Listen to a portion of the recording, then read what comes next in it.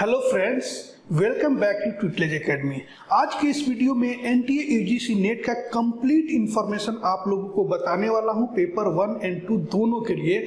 और ये वीडियो जो रहेगा वो सभी के लिए रहेगा जो एनटीए यूजीसी नेट का एग्जाम देने वाले हैं या फिर दे रहे हैं या फिर आगे देंगे। ठीक है, तो इसमें आपको एनटीए यूजीसी नेट का कंप्लीट गाइडेंस देने वाला हूँ। ओके, जो कि दिसंबर 2023 में अभी एग्जाम होने वाला है। इसके बाद भी कोई एग्जाम होता है तो भी उसके लिए कंप्लीट ये इन्फॉर्मेशन रहेगा 2024 के लिए भी। तो इसमें आपको बताऊंगा eligibility criteria, exam pattern, qualifying criteria, syllabus etcetera. Okay, तो देखते हैं मोड ऑफ एग्जामिनेशन जो होता है सीबीटी होता है, जिसको बोला जाता है computer based test. Okay, pattern of examination देखते हैं। यहाँ पे पेपर 1 होता है जिसमें 50 क्वेश्चन होता है और 100 मार्क्स के लिए रहता है। और ये पेपर 1 जो होता है कॉमन रहता है सभी स्टूडेंट के लिए, सभी कैंडिडेट के लिए, चाहे आप जिस पेपर से भी एग्जाम अपीयर होते हैं, कि जिस सब्जेक्ट कोड से अपीयर होते हैं, पेपर 1 सबके लिए सेम होता है। ओके, और पेपर 2 में 100 क्वेश्चन रहता है 200 मार्क्स का। ये आपके सब्जेक्ट से रहता है, जिस सब्जेक्ट से आप अपीयर होंगे उस सब्जेक्ट का 100 क्वेश्चन रहेगा 200 मार्क्स का। हर एक क्वेश्चन 2 मार्क्स के लिए रहता है, 2 मार्क्स फॉर ईच क्वेश्चन। हर एक क्वेश्चन 2 मार्क्स के लिए रहता है और इसमें कोई भी निगेटिव मार्किंग नहीं होती है। इसलिए जब आप एग्जाम में जाए तो सारे क्वेश्चन को सॉल्व करिए। ओके, नो निगेटिव मार्किंग, कोई निगेटिव मार्किंग नहीं रहता है। टोटल ड्यूरेशन जो होता है 3 आवर्स का रहता है। 3 घंटे का पेपर 1 पेपर 2 दोनों मिलाकर होता है। दोनों एक ही सीटिंग में होता है, एक ही साथ पेपर होगा, पेपर 1 एंड 2। ओके, मीडियम जो होता है पेपर का इंग्लिश रहता है और हिंदी रहता है। इंग्लिश या हिंदी किसी में भी आप सिलेक्ट कर सकते हैं, except language paper. Language paper को छोड़ के जो लैंग्वेज का पेपर लेंगे वो उसी लैंग्वेज में रहेगा। बाकी पेपर आप हिंदी या इंग्लिश किसी में भी दे सकते हैं। ओके, आगे देखते हैं क्वालिफाइंग एग्जामिनेशन। ठीक है, तो आपका जो है आपका पीजी जो है पोस्ट ग्रेजुएशन होना चाहिए तो ही आप अप्लाई कर सकते हैं। और पोस्ट ग्रेजुएशन में general unreserved general EWS candidate को 55% मार्क्स होना चाहिए।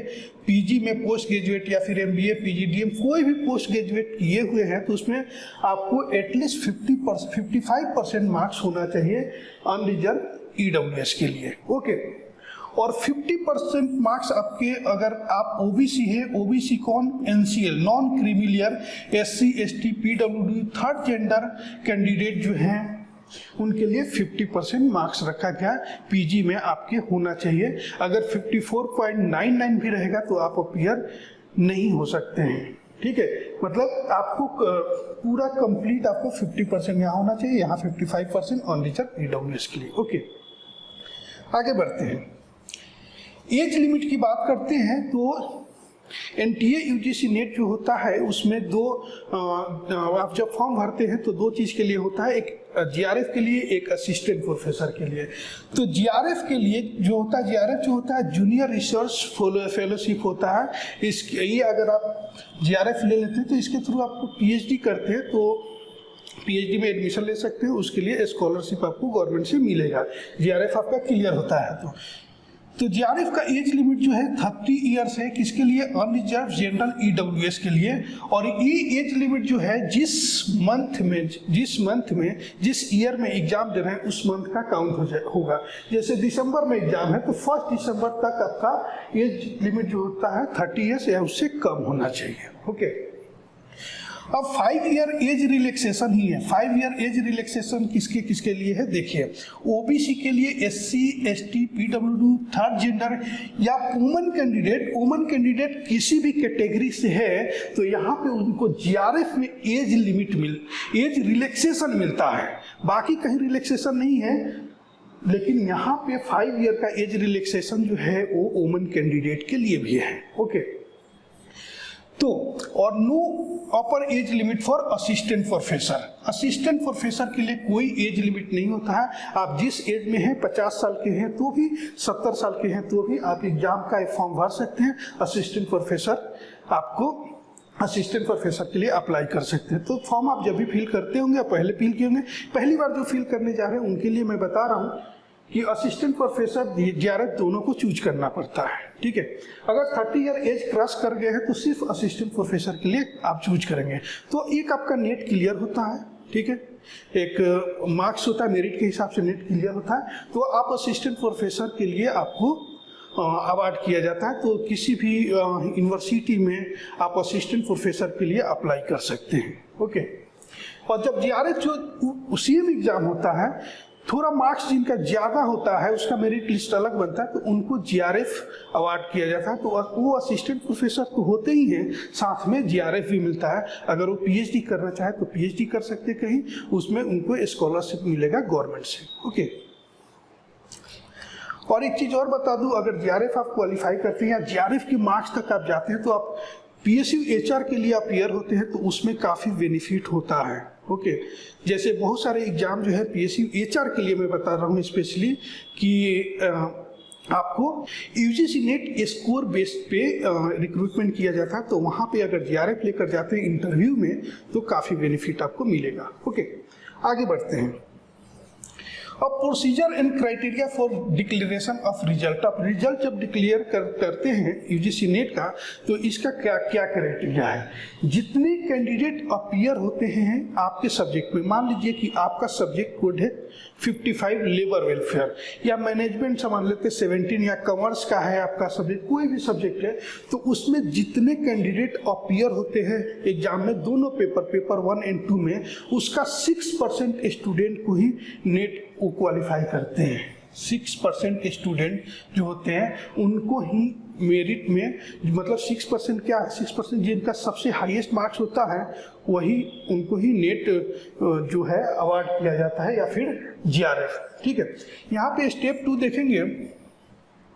In order to be considered for JRF and eligibility for assistant professor and for assistant professor, ठीक है, तो इसके लिए आपको यहाँ पे तो ये चीज़ बोला है कि कम से कम 40% आपको मार्क्स जो है एग्रीगेट पेपर 1 पेपर 2 में दोनों में का मिलाकर 40% आपको मार्क्स लाएंगे तो आप क्वालिफाई करेंगे।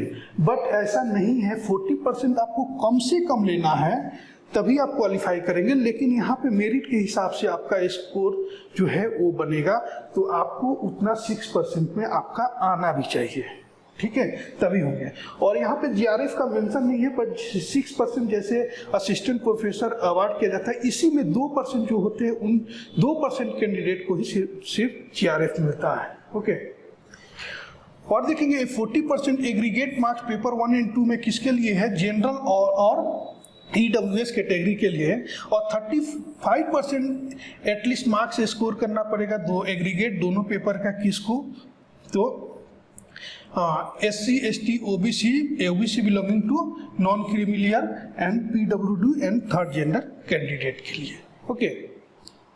तो उम्मीद करता हूं कि आप लोग ये चीज़ समझ गए होंगे। यहाँ पे थोड़ा कन्फ्यूजन है तो फिर से मैं एक बार क्लियर करता हूं, क्योंकि बहुत सारे स्टूडेंट जो हैं उनका इंक्वायरी रहता है, क्वेरी रहता है कि 40% पे पास हो जाते हैं।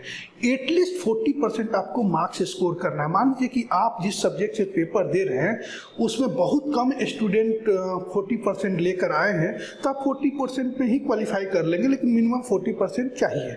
बट आपके ही सब्जेक्ट में बहुत से स्टूडेंट हैं जो 70% से ज़्यादा ले चुके हैं, तो 6% स्टूडेंट को ही नेट JRF मिलेगा, ठीक है। तो 6% का मेरिट के हिसाब से जिसका जितना ज़्यादा मार्क्स रहेगा उस हिसाब से वो कट ऑफ बनेगा, ओके।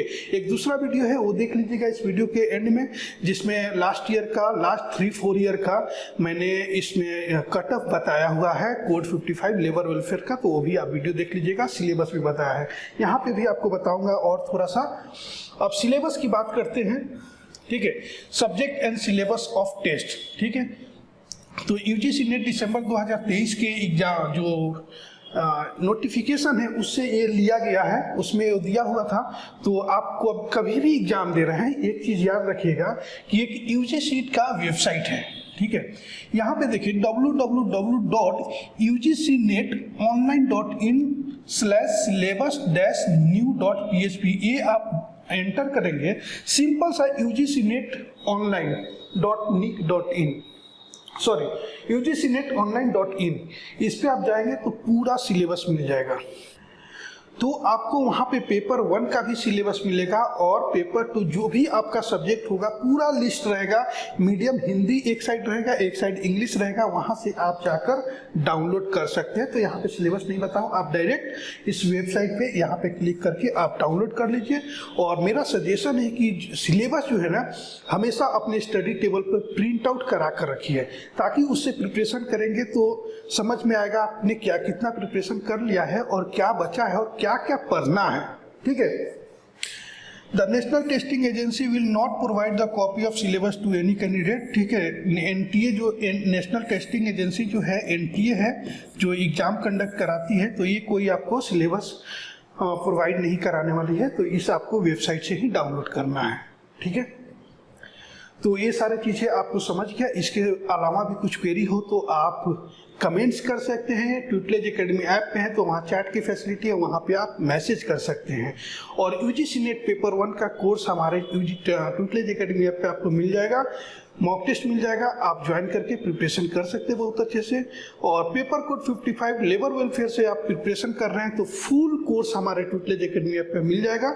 और पीएसयू एचआर का भी एग्जाम दे रहे हैं तो फुल कोर्स हमारे ट्यूटलेज एकेडमी ऐप पे मिल जाएगा, आपको ज्वाइन करके बहुत अच्छे से प्रिपरेशन कर सकते हैं। ओके, तो कुछ भी क्वेरी हो तो आप कमेंट्स कर सकते हैं। Thank you for watching this video. Are you preparing for UGC Net Labor Welfare Code 55 or any other PSU HR exam? Join the best course on Tutelage Academy app now.